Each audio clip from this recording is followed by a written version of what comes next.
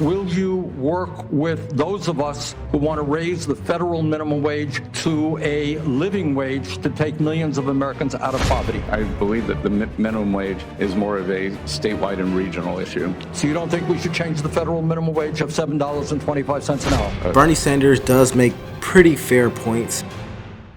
Everyone to the committee this morning, but as a new member of the committee, I personally welcome you and look forward to working with you. Well, thank you very much, and it's a pleasure to be here. Mr. Bessent, thanks very much for being in the office the other day. Mr. Bessent, the United States today has more income and wealth inequality than has ever existed in the history of our country. You got three people on top. Mr. Musk, Mr. Bezos, and Mr. Zuckerberg, who are now worth almost $1 trillion. That is more than half of the bottom of our society, some 170 million people. Three people, more wealth than the bottom, 170 million. We have more concentration of ownership today than we have ever had. We have more concentration of ownership in the media, where a handful of billionaires like Musk, Bezos, Rupert Murdoch increasingly own the media and the information that the So if you guys don't know what's happening, this debate or this conversation is between Bernie Sanders and Trump's Treasury. Yeah, Trump's Treasury.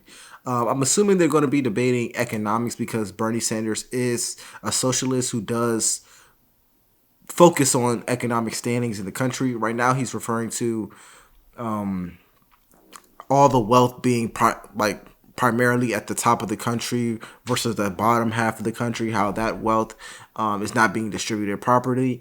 I'm assuming he wants Trump's Treasury's response on this. I'm just going to react to it, give my opinion on it. American people receive. We have a corrupt campaign finance system in which a small number of billionaires in both political parties make huge contributions into the presidential and congressional campaigns.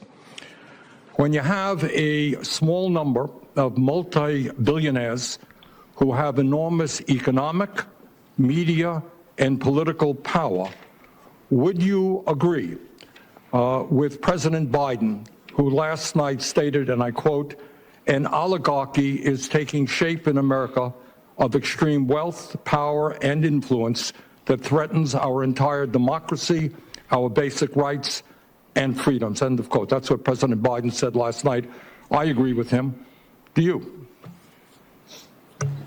Senator Sanders, I enjoyed our visit. Talk a little bit closer into the mic. I enjoyed our visit, and I hope you got my follow-up materials that on the discussions, my previous writings on the tariffs and China.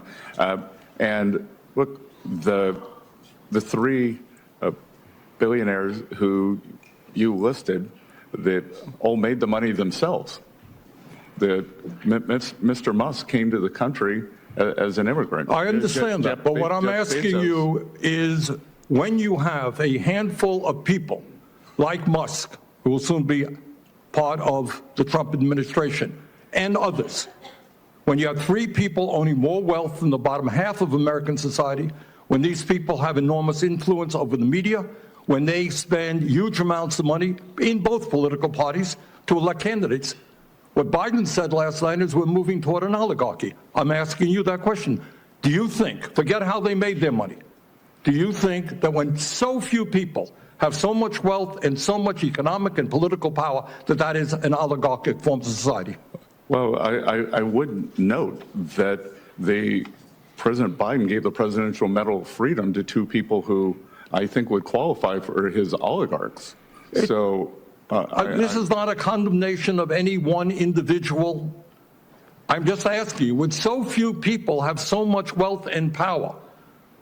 But do you think that is an oligarchic form of society? Senator, I think it depends on the ability to move up and down the income. No, that's not really the answer. I mean, even if you had that mobility, no matter who those individuals might be. All right, but let me ask you another question. Right now in America, we have over 22 million workers who are making less than $15 an hour, and nearly 40 million people in our country earning less than $17 an hour. Shamefully, the federal minimum wage, despite the efforts of myself and other people here, have not been raised since 2009 and remains an unbelievable $7.25 an hour. Will you work with those of us who want to raise the federal minimum wage to a living wage to take millions of Americans out of poverty? Senator, I believe that the minimum wage is more of a statewide and regional issue. So you don't think we should change the federal minimum wage of $7.25 an hour? No, sir. Okay. I will say this, Bernie Sanders does make pretty fair points. It is very interesting how 3 men have more wealth than half of the country. That is insane. I know he's probably looking at their net worth and not their actual liquid assets, but that's pretty insane. I would say though, changing the federal minimum wage could start some problems because some states make less money than other states. And if you have a mom and pop shop in Montana or in Nebraska or in Arkansas and you triple their minimum wage that they have to pay their workers, they won't be able to afford it. And I understand his sentiment. He wants to raise it for big Fortune 500 companies like Amazon, Apple, Facebook or something. You want to raise it for those companies.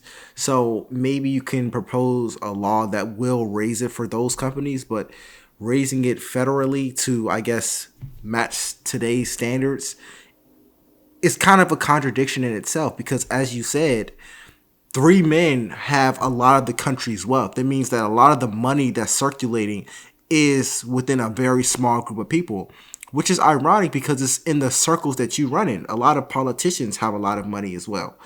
All the wealth is being separated at such a distinct rate, meaning that, yes, if you raise the federal minimum wage, a few companies will be able to afford it, such as the ones that you're talking about, Facebook, Amazon, Apple, Tesla. They'll be able to afford it, but you have to remember the other lower half of the country that you've actually acknowledged, they won't be able to afford to pay their their workers that amount, because not everyone who owns a business is rich. However, I do agree with his sentiment, but Trump's Treasury, he said it's a state issue. I'm not getting into the state and federal who decides who.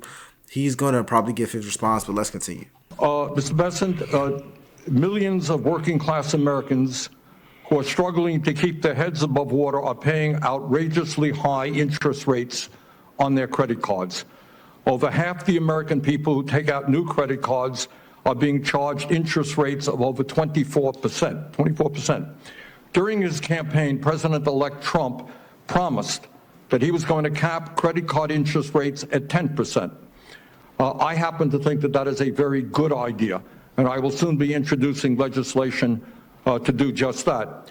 Will you, as if you are confirmed, be supportive of what President-elect Trump said and what I want to see happen, and that is to cap credit card interest rates at 10%?